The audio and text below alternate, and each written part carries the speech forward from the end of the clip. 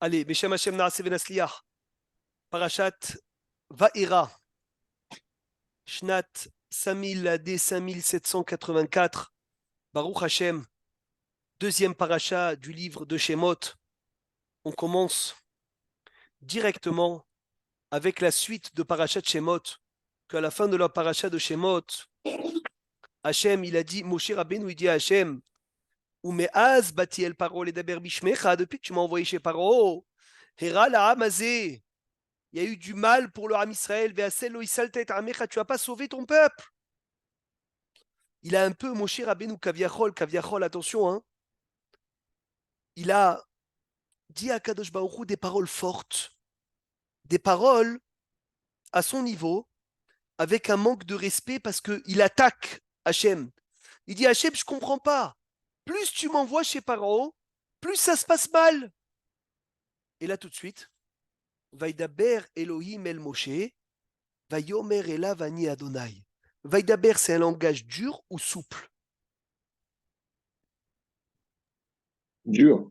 Ashrecha, dur, bravo le rabbin Belaïch. Elohim, c'est din, c'est rigueur ou miséricorde?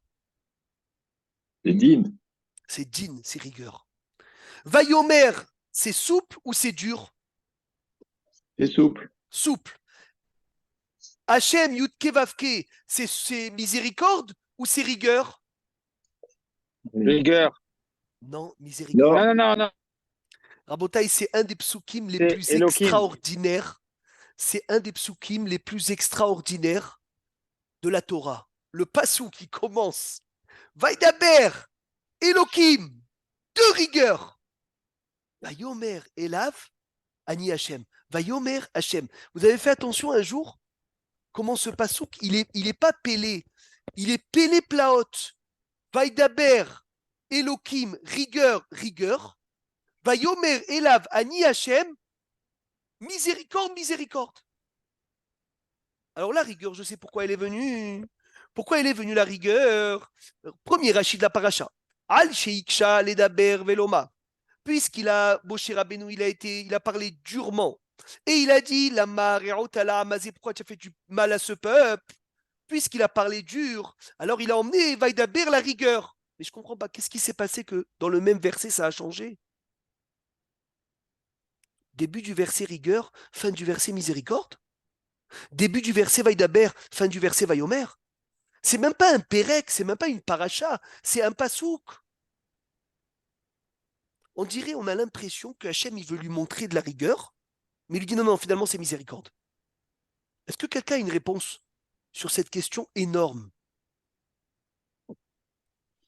Comment le pasouk qui commence par rigueur et il finit par miséricorde? Il vient et dit comme il fait un père à son fils. Alors, Mechila, Arrête, viens, je t'explique. mais Moshe, c'est un manque de respect envers Hachem.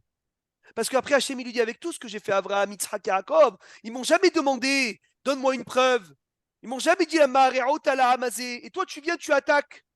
Mais il n'aura pas parlé comme Hachem, Yudke Vavke. Il aura parlé comme El Shaddai. Mais ils n'ont pas dit la Maréota. Et mes farshim, ils disent, Rabotai, écoutez bien. Écoutez bien. Il y a deux sortes de personnes. Il y a des gens qui aiment la rigueur. Il y a des gens qui aiment la miséricorde. C'était qui l'école de Rabbanim qui était très stricte et rigueur, din, Bet Shammai. L'école de la Rahamim, de la miséricorde. Bet Hillel. Bet Hillel.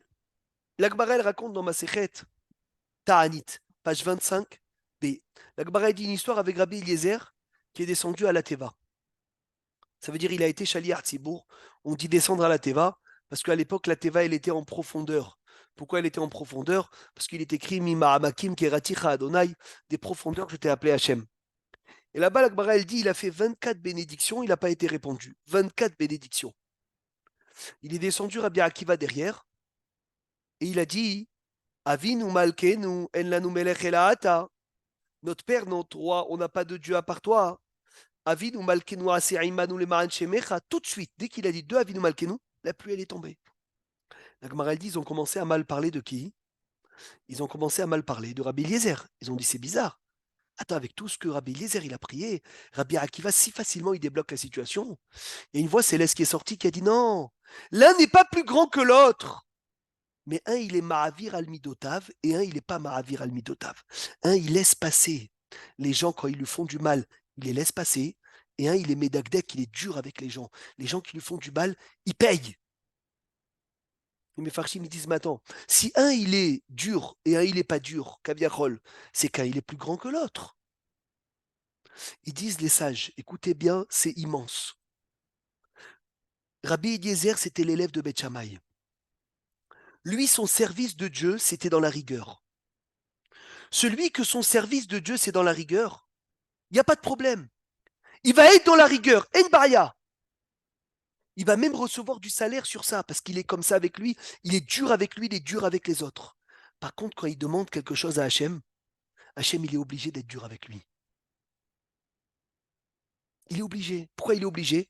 Parce qu'il dit, tu fais tellement de rigueur dans ta vie, que quand tu demandes quelque chose, je vais voir si tu le mérites dans la rigueur.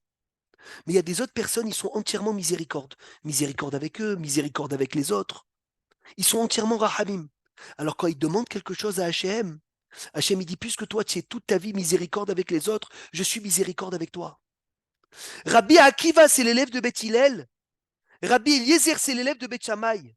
Rabbi Eliezer était digne, donc Hachem il est digne avec lui. Rabbi Akiva est rahamim, donc Hachem il est rahamim avec lui. Maintenant voilà le chidouche. Il y a des gens, ils sont dignes, mais ce digne, c'est rahamim. Il y a des gens, ils sont rigueur, mais cette rigueur, c'est de la miséricorde. Vous pouvez trouver un exemple? C'est quelqu'un qui est en rigueur, mais pour le bien du Ham Israël. Mon cher Rabbeinu, quand il dit Hachem, je suis Kaviarol, il réveille le djid. Mais c'est quoi le djid de Moshe Rabbeinu? C'est parce qu'il a mal? Le djid de Moshe, c'est quoi? C'est parce qu'il souffre?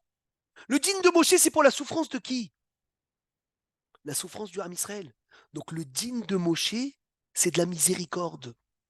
Hachem, il dit, je sais que tu as manqué de respect, mais c'est tellement par l'amour du Ham Israël que dans le même passouk, je vais changer de la miséricorde, de la rigueur à la miséricorde. Parce que tout ce que Moshe Rabbeinu, il parle comme ça, ou il parle comme ça à Hachem, il n'a aucun intérêt personnel.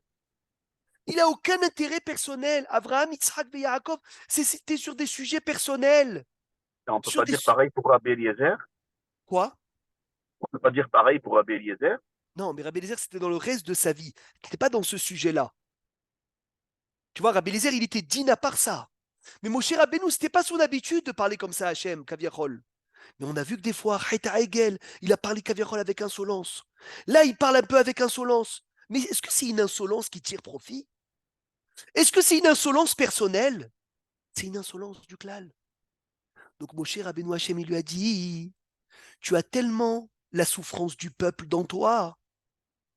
Tu sors des limites de respect pour le bien du peuple juif. Eh bien, tes paroles qui paraissent rigueur, je vais les inverser en miséricorde. Et c'est pour cela que le passou qui commence par Vaïdaber et il finit par Vayomer, il commence par Elohim et il finit par Yud Kevavke.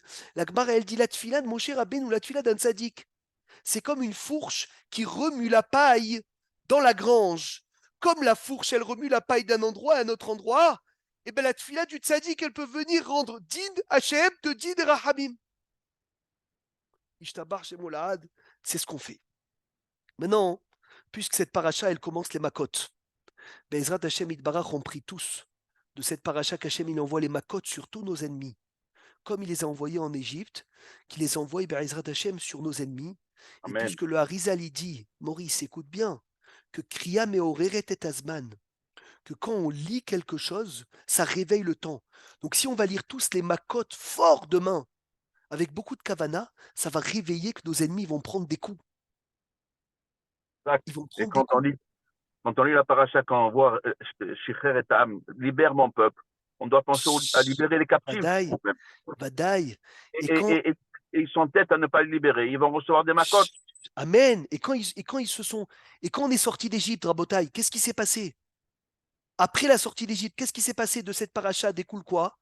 Le jugement énorme qu'il y a eu, que les nations, l'Égypte a accusé les Juifs sur tout ce qu'on a sorti dans les Makot, sur ce qu'on a détruit l'Égypte. Vous connaissez cette histoire? Dans la Guémara, il y a un Égyptien, il a attaqué les Juifs. C'est ce qui se passe en ce moment, l'actualité de la semaine, c'est quoi? C'est les nations qui attaquent le Ham Israël. L'inverse, nous, on a souffert. Le Ham Israël, il a souffert en Égypte. Qui s'est fait attaquer?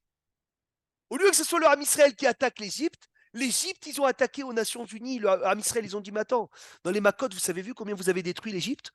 Vous avez vu combien vous nous avez tiré d'argent? Et un Hacham, il est parti là-bas. Ils ont nommé quelqu'un pour aller parler et défendre le Ham Israël devant les nations. Rabotaï, si ça, c'est pas de l'actualité, c'est incroyable. Rabbi Masker Mazouz, il dit tout ce qui se passe dans la paracha se passe dans la semaine. On voit tout. Tout est clair. L'histoire se reproduit, mamache, au détail près, c'est quelque chose de Péléplaot. On leur a dit, il n'y a pas de problème, on vous a détruit, on vous a pris de l'or d'Égypte. Attends, on va voir combien de temps on était esclave chez vous. Et on verra qui doit de l'argent à qui. Et là, ils ont commencé à faire les calculs. Ishtabar Shemolahad, Yiratson, Bezrat Hashem, Sheye, Nissim, Bayami, Mahem, Bazman Azé. Rabotaï, cette sortie d'Égypte, on en parle tout le temps, tout le temps, tout le temps, tout le temps, tout le temps. C'est incroyable. Les macotes, il y a plusieurs discussions, comment on les partage. Il y en a qui disent on partage 5-5. Il y en a qui disent on partage 7-3. Il y en a qui disent qu'on les partage comment les macotes? 3, 3, 3 et Makat Bechorot à part.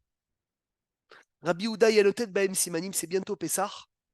Be'ezrat Hashem, on va lire dans la Haggadah, Rabbi Houda il donnait Simanim Detzar, Adash, Be'ahav. On va essayer d'étudier aujourd'hui un sujet extraordinaire sur les makotes qu'on commence dans Vaïra et qu'on espère Be'ezrat Hashem Itbarach. Et en plus, le but des makotes, c'est pour Hashem, il dit Vegam Akimoti et Beriti, Tam la tête la Emeteret Skenad, Vegam Anishamat et Takad d'Israël. Après, il dit Itzalti, Veotseti, Vegalti, Velakarti, c'est magnifique, je vous ai sauvé, je vous ai libéré, je vous ai sorti. Et après, le plus beau, c'est Veveti etrem el haaretz. Je vous ai emmené à la terre. Asher Nassati a dit que j'ai levé ma main. La tête ota pour la donner à Abraham, à Isaac ou Yaakov. Venatati ota lachem, je vais vous la donner Moracha. Moracha, Ani, Adonai. Deux fois, il y a écrit dans le Tanakh. Moracha. Deux fois. Vous savez sur quoi il y a écrit Moracha? Une fois sur Eret Israël et une fois sur la Torah. Torah Tziva Lanu Moshe, Moracha. Et notre paracha de la semaine. Venatati ota lachem, Moracha, Ani Adonai, Eret Israël et la Torah. Ishtabar Shemolahad, c'est ça le but des Makot.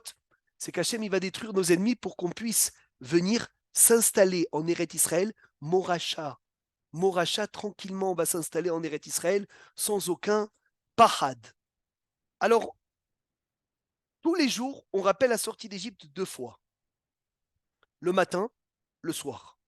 À part ça, dans les tfilin, Kadesh Likol Bechor, Vayakev Yacha, Parashat Tzitzit, Shabbat, Zecher Litziat Mitzrayim, Haga Pesach, Matzot, Sukkot, on s'assoit dans la soukha, toujours.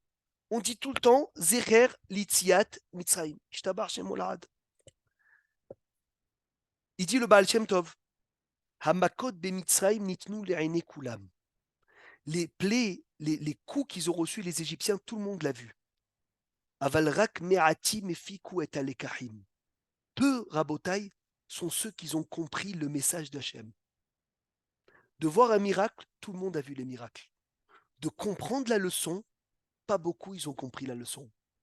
Ça veut dire que dans la Maca, il faut comprendre pourquoi est-ce que Hachem il a donné cette Maca, et nous on doit l'étudier. C'est ce qu'on veut faire aujourd'hui. C'est pas que détruire l'ennemi. Parce que si Hachem il veut détruire l'ennemi, il le détruit en une fois. Pourquoi on va rentrer dans 2 semaines de Makot? 7 et 3 Makot. Pourquoi tant de Makot? En sachant qu'Hachem il peut faire d'un coup une Maka les détruire. Mida Keneged Mida. C'est quoi le Mida Keneged Mida? Pourquoi autant? Pour chaque Maca, à côté, Bah, c'était pour ça, venger ça, le il faut... peuple de... Oui, mais il faut que tu me dises exactement pourquoi Dam, pourquoi Tsefardéa, pourquoi Kinim, pourquoi Arov, pourquoi Dever, pourquoi Shrin, Maka, Arbe, Hosher, Makat Bechorot. C'est pas possible. Si Hachem il veut détruire, il détruit. Même une Maka, c'est déjà, c'est en trop, Kaviachol. Ari Hachem, il a sauvé Moshe Rabbeinu. Il a sauvé quand il avait un décret de mort. Il a dit si Bémet, je t'ai sauvé à toi, sache-le que je peux venir et sauver tout leur âme sans aucun problème. Vous savez que la sortie d'Égypte s'est passée en Be'etzem Hayom Hazeh. C'est écrit Be'etzem Hayom Hazeh. La sortie d'Égypte s'est faite devant tout le monde. Qu'est-ce qui s'est passé encore Be'etzem Hayom Hazeh devant tout le monde? Deux sujets où il y a écrit Be'etzem Hayom Hazeh. Le nom de la Torah? Non. Ça s'écrit quand ils sont arrivés. Quand ils sont, Be'etzem Hayom Hazeh. je sais pas qui a enfourché les deux personnes là, non? Non. Où c'est écrit Be'etzem Hayom Hazeh, Rabotai? À part. Non, pas Abraham. Où c'est écrit Be'etzem Hayom Hazeh? Alors, Efo Atem, où vous êtes? On l'a lu il n'y a pas longtemps, il y a quelques parachiotes. Où ils ont dit, si on va te voir le faire, on va te tuer. Tu ne le feras pas. Et Hachem il a dit, t'inquiète pas, je vais te le faire en plein jour. Tout le monde va te voir. La sortie Voilà. d'Égypte. Quoi? Maurice, tu as une réponse? Tout le monde peut participer, Rabotai. C'est un chiour klali. Tout le monde peut participer. Quand est-ce que c'est écrit Be'etzem Hayom Hazeh par la sortie d'Égypte? Dans la sortie d'Égypte, on sait tous. C'est pas, Ils ont. Quoi? c'est pas quand les anges ils sont venus voir Abraham. Non. C'est écrit que les Égyptiens, ils ont dit, si on vous voit sortir, on vous massacre. Et on a des chiens, et on a des murailles. Et personne n'est sorti d'Égypte. Mitzraïm. Mitzraïm, il y a le même sophite à la fin. Vous savez, jamais c'est écrit Mitzraïma, à part dans Shemot. Mitzraïma, le seul Mitzraïma, c'est le premier pasouk de Shemot. À part ça, il n'y a jamais écrit Mitzraïma, parce qu'avant que le Ham Israël sorte, c'était un hé. Il était ouvert. Après, c'est écrit Mitzraïm, le même fermé. Personne ne sort. Alors ils ont dit, il n'y a pas de problème. On a tout pour ne pas que vous sortez. Hachem dit, ah, vous avez tout. Ne vous en faites pas, vous allez sortir devant tout le monde. Tout le monde va vous voir sortir. Personne ne va rien dire. Même les chiens, ils ne vont pas aboyer. Même les chiens, ils ne vont pas aboyer. Vezema Shekara, c'est ce qui s'est passé. C'est quand le deuxième Be'etzem Hayom Hazeh, on va dire le premier, parce que celui-là, c'est le deuxième. C'est pas possible que vous n'avez pas trouvé. Noir? Noah, Hashrecha, Kol HaKavod. C'est qui a donné Noah comme réponse? Kevin. Kevin Ayakar. Bravo, tu rentres à la yeshiva cette semaine. Be'etzem Hayom Hazeh ba Noah. Parce que Noah, qu'est-ce qu'ils ont dit? Ils ont dit, il n'y a pas de problème, tu rentreras pas dans la Teva. Et si on te voit rentrer dans la Teva, on va la détruire. On a nos haches, on a tout pour casser. Hachem, il dit, ne fais rien, Noir. T'inquiète pas, tu vas rentrer devant eux, ils vont te voir rentrer, et ils vont rien dire. Vezema shekara be'etzem hayom hazeh ba Noah. Et c'est écrit be'etzem hayom hazeh en Égypte. Donc si Hachem itbarach, il peut nous faire sortir be'etzem hayom hazeh. C'est sûr qu'il y a quelque chose à apprendre des macotes des Égyptiens. Quand est-ce qu'on a arrêté de travailler en Égypte? Quel jour l'esclavage s'est arrêté?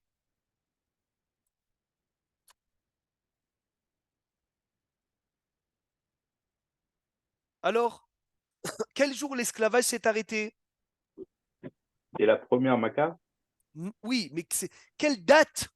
Quelle date l'esclavage s'est arrêté? C'est pas lié aux macotes. Il y a une date où on mentionne où on s'est arrêté de travailler. À Rosh Hashanah. La Gemara, elle dit, Rosh Hashanah, Batla avoda me avotenu bemitzraïm. Quand est-ce qu'on est sorti? Le 15, le 14 Nissan. Le 15 Nissan. Ça veut dire qu'il y a 6 mois et demi, Romain le Rav Rosenblum, dans une sikha, Tafshin Ain Bet, il y a 6 mois et demi où le Ham Israël sont en Égypte, ils font rien. Qu'est-ce qu'ils font? Ça sert à quoi d'attendre 6 mois et demi en Égypte? Il vient le sabbat Mikelem, il donne une merveille, quelle perle. Il dit le sabbat Mikelem, toute la dernière année, donc les plaies où ils ne travaillaient pas, plus ces 6 mois et demi-là, ils ont appris à être Mahamin Bachem, et ils ont étudié les makotes. Qu'est-ce que les makotes ils veulent nous faire? Qu'est-ce que les makotes ils veulent nous enseigner? Il appelle ça Betsef. Amir, Oui, ils étaient encore en esclavage, bien qu'il y ait eu les macotes, puisque pas à les chaque 6, fois qu'il y avait oui, une mais pas les maca, 6 derniers mois. Pas les 6 derniers mois. Ça, c'était l'année des makotes, je suis d'accord. Mais après, à Rosh Hashanah, on n'a plus travaillé. Il n'y avait plus de makotes. Et on est sorti qu'à Pessah. T'imagines de Rosh Hashanah à Pessah, Égypte détruit, Égypte vide, ça sert à quoi de rester 6 mois? Ça y est, tout est passé. Makat Bechorot, c'est fini. Alors on fait quoi pendant 6 mois? Il dit le sabbat Mikelem. On a appris à apprendre chaque enseignement de chaque Makkah. Ça nous a pris 6 mois à le rentrer dans le cœur. Il a dit pourquoi? Parce que l'énissime, les miracles, c'est pour nous. La vengeance, c'est pour Paro. Hachem, il va détruire, Be'ezrat Hachem Itbarach, nos ennemis, Bekarov Mamash, par nos tzadikim qui sont sur le front. Mais quand il va avoir des miracles, la vengeance, c'est les mains d'Hachem. El Nekamot Adonai, El Nekamot Ovia. Il va les détruire. Mais nous, il faudra qu'on prenne tous les miracles de la guerre. Il faudra qu'on les étudie miracle après miracle. Qu'est-ce qu'ils viennent m'apporter dans la vie de tous les jours? Et il a emmené une preuve merveilleuse parce qu'on dit Aosé Lanou Nissim ou Nekama Befaro. Aosé Lanou, ça veut dire que le Nes, il est pour moi. Le Nes, il faut que j'apprenne quelque chose. Moi, de ce Nes-là, il faut que ça me change ma vie. Et on va commencer à bataille un petit peu, hein. Mamache un petit peu de ces sujets, parce que c'est des sujets extraordinaires. En Israël, ils ont appris la Emouna 1 an. Ils se sont assis dans les synagogues, dans les lieux d'études, pour apprendre qu'est-ce qui est derrière chaque Makkah.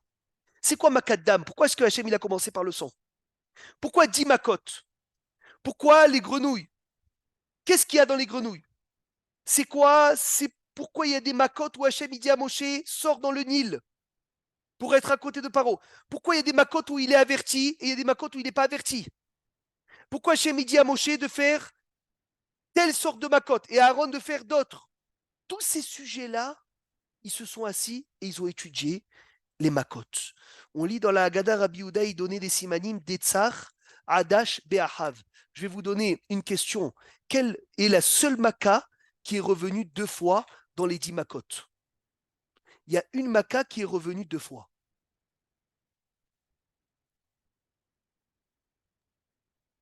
Pas Shechin?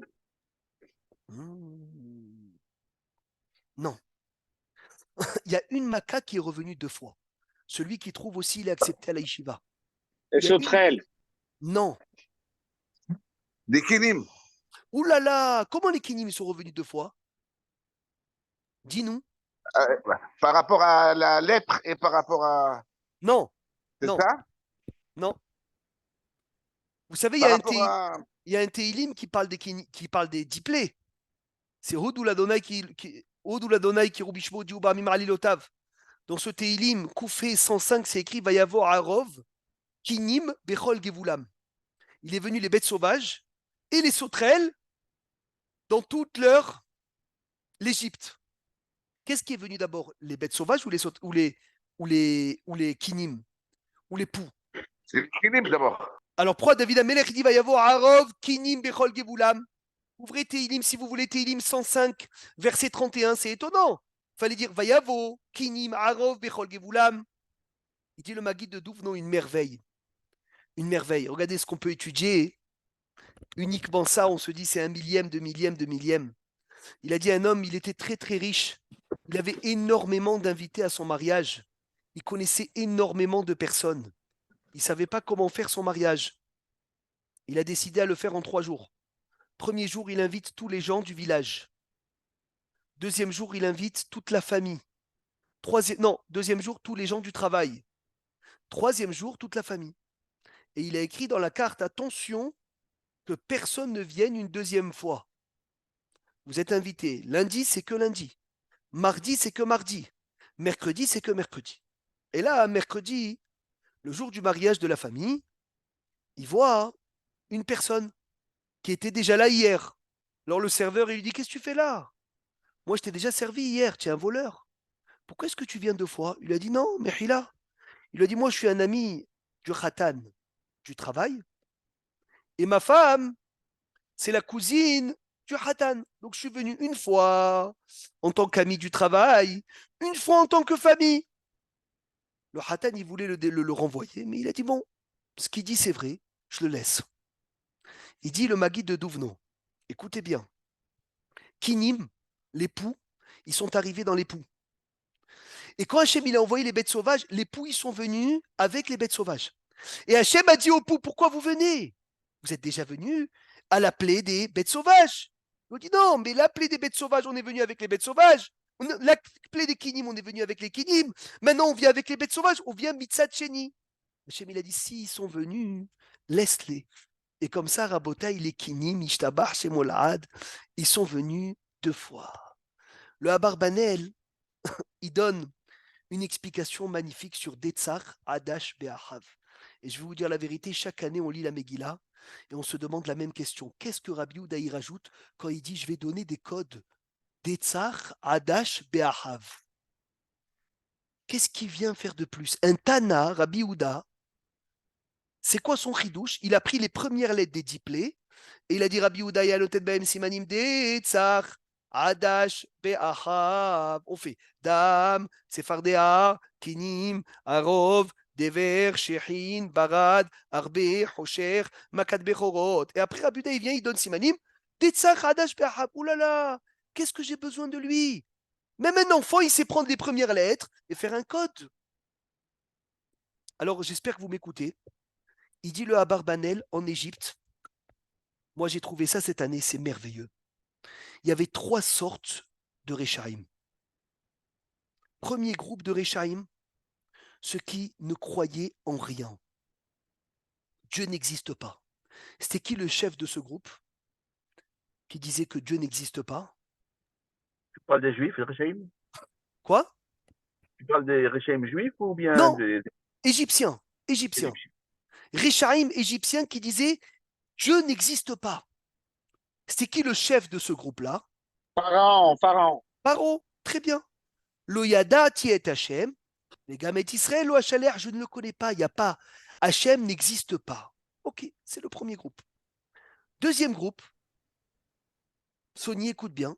Hachem existe, il a créé tout le monde, il a créé tout, mais il ne peut pas faire attention à ce qui se passe dans le monde.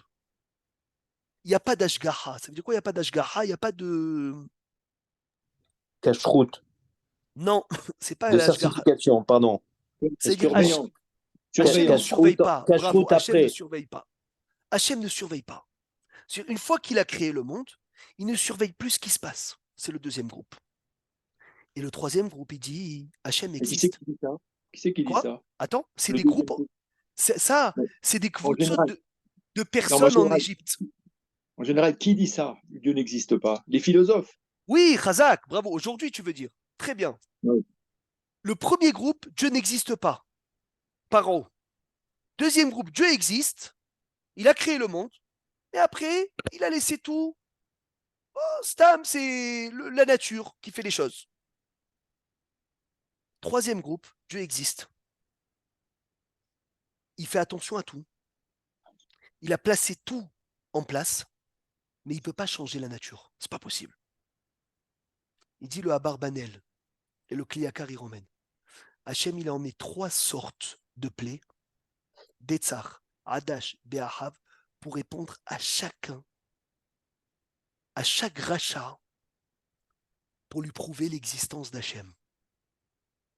Ceux qui disent Hachem n'existe pas du tout, 3 premières plaies. Hachem existe, mais il ne suit pas ce qui se passe dans le monde, 3 autres plaies. Le dernier groupe, Hachem existe, il suit ce qui se passe dans le monde, mais il ne peut pas changer la nature, le dernier groupe des 4 dernières plaies. J'espère que vous suivez, je commence à lire le Kliakar. Il vient le Kliakar et dit Detzar. Les premiers groupes, c'est les Égyptiens qui disaient il n'y a pas de Dieu. Dieu n'existe pas. Alors c'est qui leur Dieu? Si Hachem n'est pas leur Dieu, c'est qui leur Dieu? C'est qui le Dieu de Paro? Non, le Dieu de Paro, c'est qui? Le Nil. Le Nil. Première plaie, c'est quoi? Dame. Le sang. Directement Dame. Sfardéa, les grenouilles qui sont sorties du or. Ils sont venus, ils ont sauté dans le feu pour dire qu'Hachem existe. On est des envoyés d'Hachem. On est des envoyés d'Hachem. La Gemara, elle dit même Hanania, Mishaël et Azaria qu'ils ont sauté dans le feu devant Nabuchodonosor. Ils ont fait un calvajo, mais à plus forte raison des grenouilles. Ils ont dit si déjà les grenouilles n'avaient pas l'ordre de sauter. Ils ont sauté, nous qu'on a l'ordre de mourir quand on nous demande de faire de l'idolâtrie, c'est pas le kol sheken. Donc tu vois que Hachem existe dans le monde et qui dîme comme ça aussi les poux au taux d'avare. Deuxième groupe, J'ai pas compris que, je répète, pardon, qu'est-ce que tu n'as pas compris, Philippe? eh ben, comment il s'est démontré que comme quoi, Premier par groupe, rapport à la croyance. ils ont dit Hachem n'existe pas. D'accord? Hachem n'est pas là, Hachem n'a pas créé le monde. Hachem, il n'existe même pas. Dame, Sefardéa, Kinim, c'était la preuve que Hachem existe dans le monde. Tout ce que vous pensez que c'était votre divinité, Hachem, il a frappé. Dame, il a frappé le Nil. Sefardéa, il leur a donné Messirut Nefesh. Et même dans Kinim, c'était l'existence d'Hachem. Que uniquement pour dire Hachem existe. Deuxième groupe de personnes, Hadash, c'est ceux qui disent Hachem existe, Hachem a créé le monde, mais il ne fait pas de séparation. Il ne s'occupe pas de ce qui se passe. Ah, il ne s'occupe pas de ce qui se passe. Arov, les bêtes sauvages, il a écrit explicitement que quoi? Qu'Hachem, il a séparé entre les troupeaux juifs, entre les juifs et les goïms. Dès vers la peste, il a séparé entre les bêtes des juifs et les bêtes des goïms. Shechit, même pour les boutons, il y a eu un Shechin dans tout Mitzrayim que les Égyptiens n'ont pas réussi à créer. Ça veut dire quoi? Donc, non seulement qu'Hachem, il a créé le monde, mais en plus, Hachem, il est Medakdek à faire l'existence de Dieu dans chaque détail. Et Hachem, il reconnaît qui est tzaddik, qui n'est pas tzaddik. Je vous lis ça dans les mots.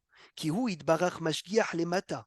Hachem itbarach, il fait attention en bas, tous les petits détails, pour sortir du cœur de gens qui disent non, Hachem a créé le monde, mais il fait plus d'attention dans les détails. Ah, il fait plus attention dans les détails. Regarde les bêtes sauvages, ils savent exactement qui attaquer. C'est Péléplaot, Goshen où il y avait les Juifs, ils n'ont pas été attaqués. Et regarde comment est-ce que dans ma carte des vers, ceux qui ont gardé le bétail dehors, ceux qui n'ont pas gardé le bétail dehors, Ashgahat Hashem batartonim. Hachem fait attention à tout ce qui se passe en bas, Ishtabar Shemolahad. Eux qui disaient que Hachem ne fait pas de différence, ils ont reçu leur réponse. Et le troisième groupe, c'est qui? C'est ceux qui disent qu'Hachem a créé le monde. Hachem fait attention peut-être à tout, mais il ne peut pas changer la nature. Et là, il vient, il dit Paro Ta'an. Il y en a qui disaient, il y avait deux divinités. Première divinité, c'est Hachem. D'accord, on sait qu'Hachem est là. Mais Hachem, il ne peut pas changer la nature. Retsono Lomar Enod Bilevado. Et Zoreshut Aher, il y en a une autre. Et c'était quoi l'autre qu'il y avait dans l'Égypte? Ils croyaient dans le Nil et dans le Mazal Talé. Mazal Talé, c'est quoi? C'est le signe, comment on appelle le Talé en français? C'est quel signe? Talé, qui sait c'est quoi le signe du Talé?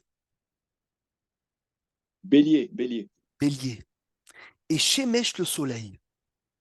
Maintenant, Matsinu, chez Shlosha Makot, les trois dernières plaies, ils ont empêché le soleil et les astres de fonctionner. Le Barad, il a coupé le soleil. On ne voyait plus le soleil. Donc ceux qui disaient que Dieu c'est le soleil, il n'y avait plus de soleil. Uvmakata Arbe, c'est écrit Vaïchas et Aïna Haaretz, ils n'ont plus vu la terre. La terre entière, elle a été couverte. Le Shemesh c'est Aïna Haaretz, les Fichach, Vatershach Haaretz, le Rocher, on sait tous que c'était le vrai Rocher, Makat Bechorot, Balaïla. Que Paro, il a dit que son Mazal Talé, le bélier, c'était sa divinité. Et bien, comme le bélier, c'est le Bechor, il a été frappé, le Mazal Talé aussi dans Makat Bechorot, qui est le Bechor de tous les Mazal. Et comme ça, Hachem Itbarach a frappé les nations et a donné à chacun sa ta'ana, ce qu'il disait, je te donne ta réponse. Toi, tu as une question sur l'existence d'Hachem, voilà l'existence d'Hachem. Toi, tu as une question sur est-ce qu'Hachem peut faire des différences, voilà les différences. Toi, tu as une question sur la nature, voilà Ishtabar Shemolahad, la nature. Maintenant, avant de terminer la dernière partie, c'est quoi la seule plaie qui va se reproduire avant l'accueil du Mashiach? Une plaie qu'on attend tous avec impatience. C'est laquelle? La mort des premiers-nés, la Non. dernière. La dernière, Non. elle est finie. Ça y est. La Mida Kenegad Mida. Non, ça y est, les plaies, ils sont partis. Rocher, Oui, on trouve, il y a quelqu'un qui me dit Kol Hakavod, dans l'Echlecha, on trouve Be'etzem Mayomazé, Ba Avraham, mais c'est pas sur un miracle. Moi, je veux Be'etzem Mayomazé sur un miracle où tout le monde a dit on va l'empêcher, et Hachem, il a fait ce miracle en plein jour. Quel Maca va arriver? Non, pas Rocher. Quel Maca va arriver dans la guerre avant la venue du Mashiach? Ah là là là là là là. Sauvage. Bon, Premier-né. non, pas La premier-né. grêle? La grêle? La grêle, non? Le feu. Barad, la grêle, Kol Hakavod, vous avez raison. Le Barad est tombé en Égypte. Aval, on lit dans la Haftara de Chol HaMoed Sukkot qu'il y a du Barad qui est resté dans le ciel. Et ce Barad qui est resté dans le ciel va descendre dans la guerre des fins des temps. Ça veut dire qu'elle est là-bas plus de 3300 ans. Elle attend la guerre des fins des temps pour descendre. Ishtabar chez Molad. C'est écrit. Vayomer Adonai el Moshe, Bo el Paro, c'est la semaine prochaine, on va voir. On demande, Bo, viens chez Paro. Mais avant ça, dans la Haftara, c'est écrit Avne al-Gabish. Ces pierres-là, ce barad-là, qui se sont al-Gabish, c'est quoi? Amdou al-Gav-Ish. Ils se sont arrêtés grâce à un homme. C'est qui Ish? Ve'Ish Moshe Anav Beod. Il les a stoppés dans le ciel. Quand est-ce qu'ils vont tomber? À la fin de la guerre des fins des temps. Hachem, il va tomber et prendre ces pierres-là, prendre ce barad-là, cette grêle de feu et d'eau. Il va les descendre sur nos ennemis, Shtabar Shemolahad, avant la Géoula. Donc c'est une Maca qui va arriver, Ishtabar Shemolahad, très bientôt. C'est quoi la seule Maca? Dans la douceur, Be'azrat Hashem. Amen, dans la douceur pour nous et dans la Nekama d'Hachem pour nos ennemis. C'est ça le Chidouche. Maintenant. Mais même un ennemi, quel qu'il soit, est-ce qu'on peut se réjouir Non, du fait nous qu'il c'est Hachem. soit durement touché? Quand la et- Nekama, elle vient d'Hachem, quand la vengeance, elle vient d'Hachem, elle est très, très élevée. Quand la vengeance, elle vient Amen. d'Hachem, elle est très élevée. La preuve, elle est, mon Amen. ami Sony Ayaka. Délicieux. Tu dis, El Nekamot Adonai, El Nekamot Ophia. Elle est grande la vengeance qu'elle est donnée entre deux noms de Dieu. Et on appelle le Dieu des vengeances. Psh, c'est quoi la seule plaie sur laquelle il y a écrit les Maran Tesaper Veosde Bincha, afin que tu racontes dans les oreilles de quoi? De ton fils. Ishtabar Shemolahat, c'est la plaie de quoi? On dit Makat Barad. Barad, la grêle, on commence à raconter à nos enfants. Alors la seule plaie où Paro, il vient, il dit Hachem, c'est le tzaddik. Et moi et mon peuple, on est les Réchaïm, c'est quelle plaie? L'époux, non? Non, c'est Barad, Non, la non. grêle. Ah oui, Barad, ouais. Barad, ça veut dire que la seule plaie où Paro, il ouvre la bouche et il dit Hachem à tzaddik, c'est Barad. Le grand plus qu'il y a dans Barad, c'est que Paro, il ouvre sa bouche.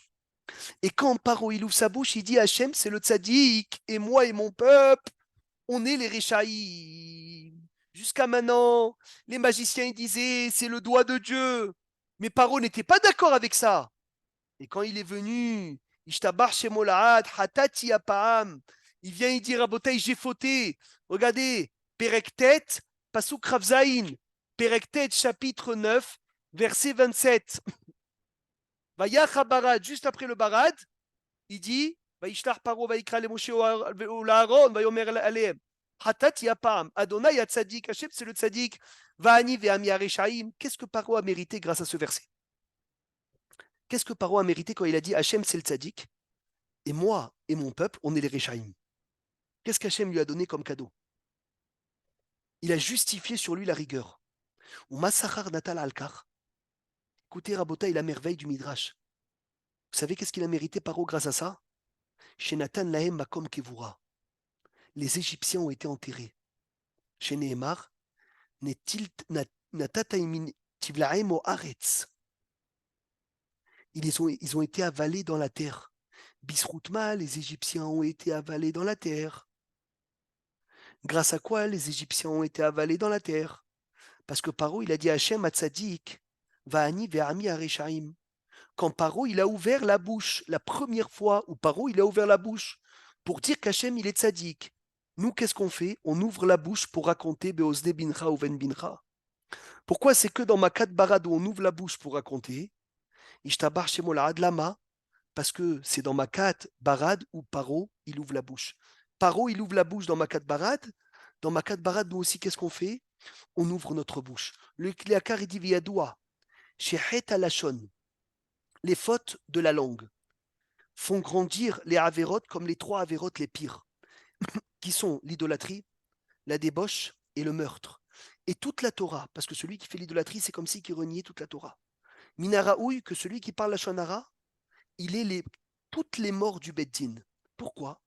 Parce que l'idolâtrie, c'est c'est ce qu'il a. Shfichut Damim, c'est Hereg. Gilou Yaharayot, c'est Chenek. Bat Kohen, c'est Srefa. Donc, Raboté, on ne se rend pas compte combien de fautes il y a dans quoi? Il y a dans le Lachonara. Il a dit Alken Minaraoui chez Baal à Lachon, quelqu'un comme Paro, qui a un péra, mauvaise bouche, Yenidon Bechol Amagefot Alalou, il doit venir prendre toutes les plaies. Il doit venir prendre toutes les morts du Beddin. Et Ishtabar chez Molarad, c'est pour cela que dans Barad, il y a eu les 4 morts du Beddin. Comment? C'est qu'il a les pierres. Ils sont tombés des pierres. Srefa, il y avait du feu. Et Hereg, ils ont été tués avec le Barad Rabotai comme une épée. Et après, il nous manque quoi? À part l'épée, Renek, l'eau les a aussi étranglés. Parce que c'est écrit quelqu'un qui est Hayav Renek, il meurt dans l'eau.